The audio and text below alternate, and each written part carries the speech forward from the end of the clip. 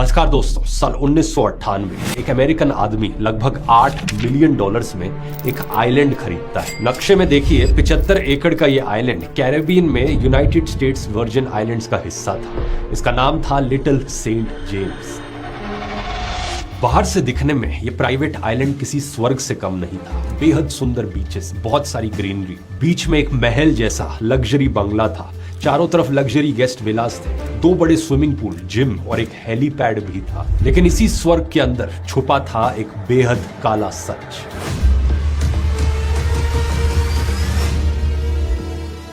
एक ऐसा सच जिसकी वजह से आसपास के आइलैंड्स में रहने वाले लोग इस आइलैंड को पीडोफाइल आइलैंड कहते थे। यहाँ 12 से 17 साल की नाबालिग लड़कियों की ट्रैफिकिंग की जाती थी और उन्हें सेक्सुअल अब्यूज किया जाता था। ये लड़कियां यहां से भाग भी नहीं सकती थी क्योंकि चारों तरफ समुद्र था। एक बार एक 15 साल की लड़की ने तैरकर भागने की कोशिश की, लेकिन उसे पकड़ लिया गया और उसका पासपोर्ट छीन लिया गया। सबसे हैरानी की बात यह है कि इस आइलैंड पर कौन कौन आया करता था। दुनिया भर के अमीर लोग, अरबपति, बिलियनियर्स और फेमस सेलिब्रिटीज। इनमें कई बड़े बड़े नाम शामिल हैं। ब्रिटेन के Prince Andrew, scientist Stephen Hawking, comedian Chris Tucker, न जाने कितने पॉलिटिशियंस और बिलियनियर्स इस आइलैंड पर आए थे। इनके लिए यहाँ पार्टीज ऑर्गेनाइज की जाती थी। लेकिन सवाल यह है कि इस आइलैंड का मालिक कौन था। इसका जवाब है एक नाम, जेफरी एप्स्टीन। एप्स्टीन एक जमाने में ब्रुकलिन में बच्चों को मैथ्स पढ़ाता था, एक स्कूल टीचर था। लेकिन किस्मत ने ऐसा खेल खेला कि करियर में आगे जाकर यह अचानक से अरबपतियों का फाइनेंशियल एडवाइजर बन गया। लगभग $60 करोड़ की संपत्ति इकट्ठी करके ये एक मल्टी मिलियनर बन जाता है।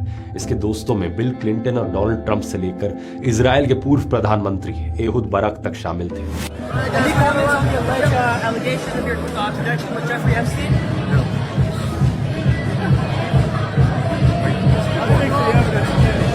आज के वीडियो में आइए जानते हैं दोस्तों अमेरिका के सबसे बड़े स्कैंडल के पीछे का सच, पूरी कहानी एप्स्टीन फाइल्स की।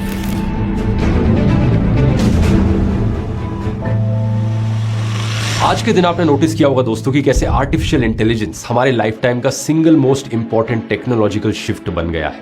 ये सारे बड़े बड़े बिलियनियर्स इससे एग्री करते हैं। The most profound technology humanity is working on. Really affect the future dramatically. Perhaps the most important foundational technology of our time. It is a renaissance.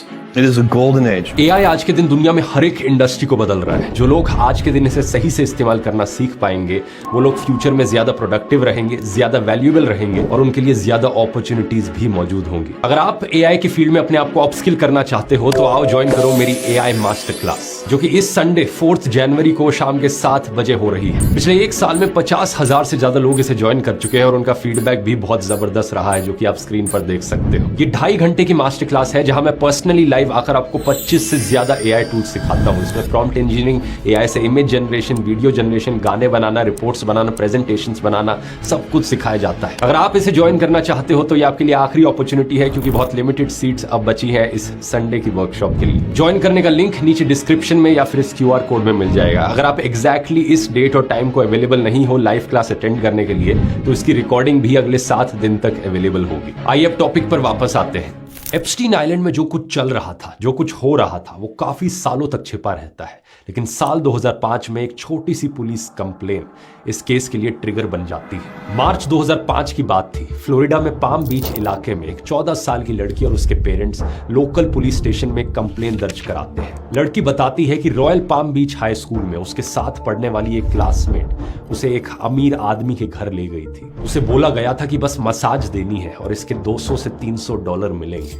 लेकिन वहां पहुंचकर कुछ और ही हुआ। एप्स्टीन उस लड़की से सिर्फ एक टॉवल पहने हुए मिलता है। वो लड़की को अपने कपड़े उतारने को कहता है और फिर उसे मोलेस्ट करता है। जब पुलिस ने पहली विक्टिम से पूछा कि क्या कोई और लड़की भी है जिसे तुम जानती हो जो एप्स्टीन के यहाँ गई हो, तो उसने 2 नाम दिए। उन 2 लड़कियों से बात करी गई तो 2 और नाम सामने आए और फिर उन 2 से बात करी गई तो 2 और नाम सामने आए। पुलिस वाले देखकर हैरान थे। ये चेन रुक ही नहीं रही थी। पुलिस जब तक एक विक्टिम को ट्रैक करती 2 और सामने आ जाती। कुछ ही महीनों में पाम बीच पुलिस चीफ ने 35 विक्टिम्स की पहचान कर ली थी और दर्जनों विक्टिम्स को अभी ट्रैक किया जा रहा है। इसमें सबसे दिल दहला देने वाली बात यह थी कि हर लड़की की कहानी एग्जैक्टली सेम थी। सबको मसाज का बहाना बनाकर बुलाया गया था। She led me up a staircase and we made a right into Jeffrey's room and Jeffrey laying naked on the massage table. ज्यादातर विक्टिम्स 13 से 16 साल की लड़कियां थी और गरीब परिवारों से आती थी। कईयों के पेरेंट्स भी नहीं थे, वो ऑर्फन्स थी, तो उनके लिए कोई सुनने वाला भी नहीं था। I really wanted this job, so I opened up to them. I said, look, this is an opportunity of a lifetime for me. I've been on the streets, I've been abused, and that's the worst thing that I could have done. Because I just let them know that I'm vulnerable and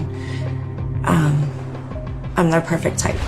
police ने देखा कि ये कोई छोटा मोटा case नहीं है, ये एक प्रॉपरली ऑर्गेनाइज्ड पिरामिड स्कीम थी। हर लड़की को नई लड़की लाने के एक्स्ट्रा पैसे मिलते हैं, जिसके कारण एक लड़की दूसरी लड़की को लाती और दूसरी तीसरी को लाती। इसी तरीके से एक चेन बनी और इनमें से ज्यादातर लड़कियों की उम्र 18 साल से कम की थी। मई 2006 तक आते आते पाम बीच पुलिस ने एप्स्टीन के खिलाफ एक पूरा केस तैयार कर लिया था। केस इतना स्ट्रॉन्ग था कि जुलाई 2006 में FBI ने भी इन्वेस्टिगेशन शुरू कर दी, जिसे ऑपरेशन लीप ईयर नाम दिया गया। 53 पेजेस की रिपोर्ट बनी। फ्लोरिडा से लेकर न्यूयॉर्क, न्यू मैक्सिको तक विक्टिम्स के स्टेटमेंट्स लिए गए। एप्स्टीन पर केस इंटरनेशनल सेक्स ट्रैफिकिंग का लगाया गया। I was 16 years old. I was 16. 17, 14 years old.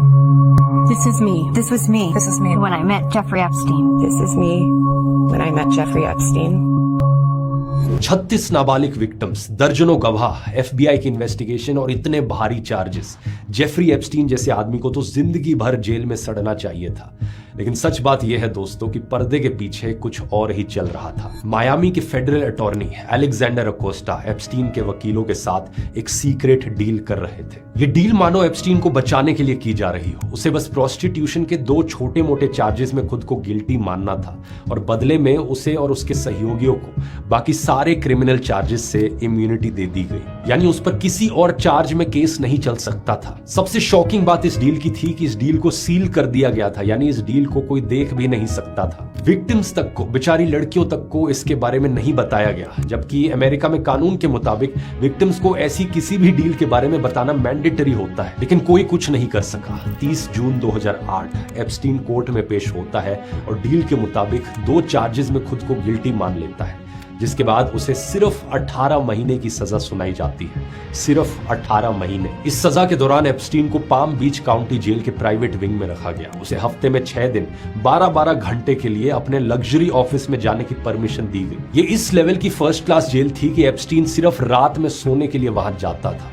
और इस सब के बाद भी सजा पूरे होने से 5 महीने पहले ही जुलाई 2009 में इसे जेल से रिहा कर दिया जाता है। ये सब पॉसिबल हुआ उस सीक्रेट डील की वजह से, एप्स्टीन को ये डील दिलाने वाले अलेक्जेंडर अकोस्टा की वजह से। अब कहानी में ट्विस्ट देखिए दोस्तों, यही अलेक्जेंडर अकोस्टा बाद में जाकर एप्स्टीन के पुराने दोस्त डोनाल्ड ट्रंप की पहली सरकार में सेक्रेटरी ऑफ लेबर बन जाते हैं। For Secretary of the Department of Labor will be Mr. Alex Acosta. अगले कई सालों तक एप्स्टीन अपनी जिंदगी नॉर्मली जीता रहता है। उसे कुछ नहीं होता। वो अपने प्राइवेट जेट में घूमता है, अपने आइलैंड पर लैविश पार्टीज थ्रो करता है और पावरफुल लोगों से मिलता है। हमारी कहानी यहाँ पर खत्म हो जाती है। विलन बच के भाग निकलता है, लेकिन दुनिया के एक कोने में एक औरत थी, एक जर्नलिस्ट थी, जिसने ठान रखी थी कि वो इस एप्स्टीन को बचकर जाने नहीं देगी। जूली क्नाइप ब्राउन ये एक अमेरिकन इन्वेस्टिगेटिव जर्नलिस्ट थी जो मायामी हेरल्ड अखबार के लिए काम कर रही थी। 2009 में एप्स्टीन के रिहा किए जाने के बाद ये उस केस को क्लोजली फॉलो करती रही। सालों तक इस केस को स्टडी करने के बाद नवंबर 2018 में ये अपनी रिपोर्ट पब्लिश करती है। एक नहीं, 2 नहीं, बल्कि एक पूरी सीरीज ऑफ रिपोर्ट्स एप्स्टीन के अपराधों पर और कैसे सिस्टम ने एप्स्टीन को बचाया। जूली ने इसे परवर्जन ऑफ जस्टिस का नाम दिया। मीडिया में ये रिपोर्ट्स एक नया धमाका ले आती है। पब्लिक का गुस्सा जाग उठता है। एप्स्टीन के खिलाफ फिर से जांच करने की मांग उठने लगती है और इसी सब प्रेशर के चलते न्यूयॉर्क में एप्स्टीन के खिलाफ फिर से जांच शुरू हो जाती है। जूली ने अपनी इन्वेस्टिगेशन में 80 से ज्यादा पोटेंशियल विक्टिम्स आइडेंटिफाई किए थे। अपनी रिपोर्ट्स में उन्होंने 8 का इंटरव्यू लिया और उन्हें डॉक्यूमेंट किया। सबूत बहुत क्लियर था, इसलिए जुलाई 2019 में एप्स्टीन को एक बार फिर से अरेस्ट कर लिया जाता है। इस बार सीधा सेक्स ट्रैफिकिंग के चार्जेस लगे थे, जिनमें 45 साल तक की सजा हो सकती थी। लेकिन फिर आता है हमारी कहानी का दोस्तों सबसे बड़ा ट्विस्ट। 10 अगस्त 2019 एप्स्टीन जेल में मुर्दा पाया जाता है। that disgraced financier Jeffrey Epstein is dead. Epstein took his own life while he was behind bars facing charges of sex trafficking. Officially दुनिया को बताया जाता है कि एप्स्टीन ने एक बेडशीट का इस्तेमाल करके खुदकुशी कर ली अपने सेल के अंदर, लेकिन यहाँ हालात ऐसे थे जिसको लेकर कई सारे सवाल खड़े हुए। असल में बात क्या है कि एप्स्टीन उस रात अपने सेल में अकेला बंद था, उसके साथ कोई और कैदी नहीं था। और इत्तेफाक देखो कि उस रात जेल के कैमरास भी नहीं चल रहे थे, उनमें कोई टेक्निकल प्रॉब्लम्स थी, इसलिए इसका कोई वीडियो फुटेज भी मौजूद नहीं है जो दिखाता हो कि एक्चुअली में एप्स्टीन ने ये खुद ही किया हो। इसी कारण से कंस्पिरेसी थ्योरीज फैलने लगी कि एप्स्टीन ने यहाँ पर कोई खुदकुशी नहीं करी है, बल्कि उसका मर्डर किया गया है। The video was released by the Department of Justice to prove that no one entered Epstein's cell before he was found dead, and that he really did take his own life. But it's only fueling more conspiracy theories. कमाल की बात यह थी कि इन theories को फैलाने वालों में सबसे आगे थे डोनाल्ड ट्रंप के सपोर्टर्स। कुछ समय बाद खुद ट्रंप भी एक ट्वीट को रीट्वीट करते हैं जिसमें लिखा था कि एप्स्टीन ने आत्महत्या नहीं करी है, बल्कि उसके पास बिल क्लिंटन से जुड़ी सीक्रेट जानकारी थी, इसलिए बिल क्लिंटन ने ही उसकी हत्या करवा दी। ट्रंप के सपोर्टर्स में एप्स्टीन डिडंट किल हिमसेल्फ एक बड़ा पॉपुलर स्लोगन बन गया। 2024 अमेरिकन प्रेसिडेंशियल इलेक्शंस में डोनाल्ड ट्रंप इस चीज को एक बड़ा मुद्दा बनाते हैं। ये वादा करते हैं कि प्रेसिडेंट बनते ही एप्स्टीन की सारी फाइल्स पब्लिक कर देंगे। बार बार जब भी इंटरव्यूज में उनसे पूछा जाता कि क्या वो एप्स्टीन फाइल्स को डीक्लासिफाई करेंगे, तो ट्रंप जवाब देते, बिल्कुल हाँ मैं करूंगा। Would you declassify the Epstein files? Yeah, I would. January 2025 Trump दोबारा से इलेक्शंस जीतकर अमेरिका के प्रेसिडेंट बन जाते हैं। अब सबको इंतजार था कि ये एप्स्टीन फाइल्स कब रिलीज होंगी। ट्रंप के सपोर्टर्स खास तौर पर इस बात को लेकर सबसे ज्यादा एक्साइटेड थे, लेकिन जुलाई 2025 में ट्रंप सरकार के जस्टिस डिपार्टमेंट ने अनाउंस किया कि एप्स्टीन के क्लाइंट्स की कोई लिस्ट एग्जिस्ट करती ही नहीं है और अब कोई फाइल रिलीज नहीं होगी। फिर ट्रंप ने खुद भी यू टर्न ले लिया। एप्स्टीन फाइल्स को अब बोरिंग मुद्दा बोलने लगे, कहने लगे कि ये तो डेमोक्रेटिक पार्टी का होक्स है जो कभी खत्म नहीं होता। It's pretty boring stuff. Democrat hoax that never ends. Trump ने कहा कि एफबीआई को वोटर फ्रॉड जैसे जरूरी मुद्दों पर फोकस करना चाहिए और एप्स्टीन जैसे मुद्दे पर अपनी एनर्जी और समय बर्बाद नहीं करना चाहिए। चल झूठा। अब इतने बेवकूफ तो किसी के भी सपोर्टर्स नहीं है कि वो इस चीज को नोटिस ना करें। तो ट्रंप के अपने सपोर्टर्स सवाल करने लगे कि आखिर ट्रंप अचानक से चुप क्यों हो गए। इलॉन मस्क ने तो ट्वीट करके ये तक कह दिया कि ट्रंप का नाम एप्स्टीन फाइल्स में है, इसलिए ये फाइल्स रिलीज नहीं हो रही हैं। हालांकि बाद में इलॉन ने इस ट्वीट को डिलीट कर दिया था, लेकिन मैसेज बड़ा क्लियर था कि ट्रंप के सबसे करीबी सपोर्टर्स भी सस्पिशियस होने लगे। और जब लोगों ने खुद से खोजने की कोशिश करी तो कुछ बहुत ही शॉकिंग फैक्ट्स यहाँ पर सामने आए। ट्रंप और एप्स्टीन की पुरानी दोस्ती, बहुत पुराना नाता। न्यूयॉर्क टाइम्स के मुताबिक ट्रंप और एप्स्टीन लगभग 20 सालों तक बेस्ट फ्रेंड्स रहे। 1980s में इस दोस्ती की शुरुआत हुई और 1990s में दोस्ती इतनी गहरी हो गई कि दोनों एक दूसरे के बंगलों में, ऑफिसेज में, ट्रंप के प्लाजा होटल और कैसीनोज में एक साथ समय बिताने लगे। लगभग हर पार्टी में एप्स्टीन ट्रंप के साथ दिखते थे। एप्स्टीन की एक एक्स एम्प्लॉय के मुताबिक 1990s में ट्रंप और एप्स्टीन हफ्ते में कम से कम 3 बार बात करते थे फोन पर। कई बार एप्स्टीन ट्रंप को स्पीकर पर रखकर ऑफिस में बात करता था। इस बातचीत में ट्रंप एप्स्टीन के सामने शेक ही मारते थे कि उन्होंने किस महिला के साथ क्या किया। मॉडल स्टेसी विलियम्स के मुताबिक ट्रंप और एप्स्टीन के लिए महिलाएं ट्रॉफी की तरह थी। स्टेसी ने आरोप लगाया कि 1993 में जब वो एप्स्टीन को डेट कर रही थी, तब एक दिन वो उसके साथ ट्रंप टावर गई, जहां ट्रंप ने उन्हें अपनी तरफ खींचा और उनको गलत तरीके से छुआ। एप्स्टीन ये सब होते हुए देख रहा था और स्टेसी के मुताबिक एप्स्टीन को ये पसंद आ रहा था कि उनके पास एक ऐसी मॉडल है जिसका ट्रंप पीछा कर रहे हैं। इसी तरह एक दूसरी विक्टिम के मुताबिक जिन पार्टीज में एप्स्टीन उन्हें दूसरे मेहमानों के साथ संबंध बनाने के लिए मजबूर करता था, उन पार्टीज में ट्रंप भी मौजूद रहते थे। ट्रंप एप्स्टीन के प्राइवेट जेट्स में भी ट्रैवल करते थे, जिन पर अक्सर एप्स्टीन लड़कियों को सेक्सुअली अब्यूज करता था। साल 2002 में ट्रंप ने खुद एप्स्टीन के बारे में कहा था, "He is a lot of fun to be with. It is even said that he likes beautiful women as much as I do, and many of them are on the younger side." यानी Trump को पता था कि Epstein को younger women पसंद है। Trump ने अपनी किताब Trump the art of comeback में एप्स्टीन के लिए एक नोट भी साइन किया था, "to Jeff, you are the greatest." इसी दोस्ती की वजह से एक कंस्पिरेसी थ्योरी सामने आने लगी कि ट्रंप भी तो उन लोगों में कहीं शामिल नहीं है जिनकी एप्स्टीन फाइल्स में कोई डैमेजिंग डिटेल है और इसीलिए वो सारी फाइल्स पब्लिक नहीं करना चाह रहे। इन सब चीजों को लेकर जनता में अफवाहें फैलने लगी। इन कंस्पिरेसी थ्योरीज के कारण पब्लिक प्रेशर इतना बढ़ गया कि नवंबर 2025 में यूएस कांग्रेस में एक बिल लाया गया जिसमें कहा गया गया कि जस्टिस डिपार्टमेंट को 30 दिन के अंदर अंदर एप्स्टीन की सारी फाइल्स रिलीज करनी होंगी। जब पार्लियामेंट में इस चीज को लेकर वोटिंग हुई तो एक बहुत रेयर मोमेंट देखने को मिला जहां पर रिपब्लिकन पार्टी और डेमोक्रेटिक पार्टी दोनों के पॉलिटिशियंस ने साथ में मिलकर इस बिल को सपोर्ट किया। यहां इंडिया के कंपैरिजन में अमेरिका में एक बड़ा डिफरेंस देखने को मिलता है। इंडियन पार्लियामेंट में political parties anti defection law का इस्तेमाल करके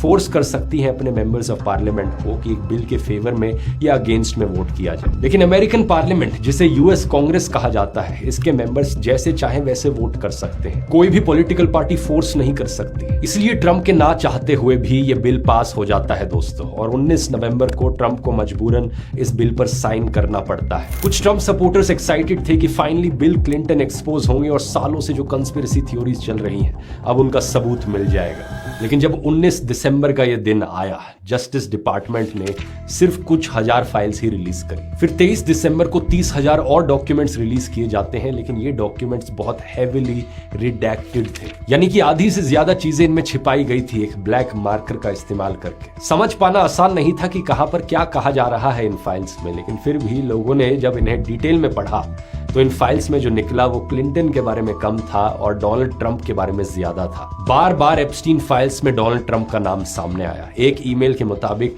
ट्रंप ने एप्स्टीन के प्राइवेट प्लेन से 8 बार ट्रैवल किया। वही ट्रंप जो हमेशा कहते थे कि वो कभी एप्स्टीन के प्लेन में नहीं बैठे हैं। इसी तरह एक रिपोर्टर को भेजे गए एक दूसरे ईमेल में एप्स्टीन ने लिखा था ट्रंप को लड़कियों के बारे में पता था क्योंकि उन्होंने मैक्सवेल से ये सब बंद करने को कहा था। यानी एप्स्टीन के मुताबिक ट्रंप जानते थे कि क्या हो रहा है, लेकिन फिर भी वो चुप रहे, पुलिस को नहीं बताया। नए खुलासे तो सबसे ज्यादा हैरान कर देने वाले हैं। एफबीआई को आया एक कॉल।